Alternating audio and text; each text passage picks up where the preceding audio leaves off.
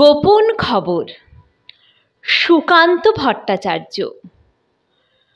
শোনো, একটা গোপন খবর দিচ্ছি আমি তোমায়।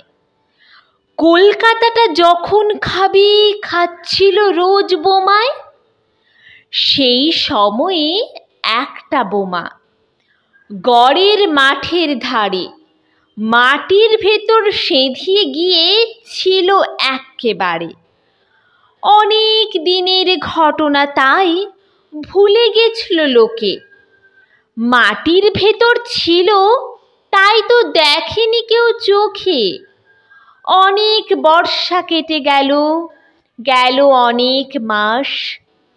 যুদ্ধ থামায় ফেলল লোকে স্বস্তির নিঃশ্বাস। হঠাৎ সেদিন একলা রাতে গড়ের মাঠের ধারে বেরিয়ে ফেরার সময় হঠাৎ চমকে উঠি, আরে বৃষ্টি পেয়ে জন্মেছে এক লম্বা বোমার গাছ। তারই মাথায় দেখা যাচ্ছে চাঁদের আলোর নাচ। গাছের ডালে ঝুলছে কেবল বোমাই সারি সারি। তাই না দেখে ভোরকে গিয়ে ফিরে এলাম বাড়ি। পরের দিনই সকালবেলা গেলাম ময়দানে।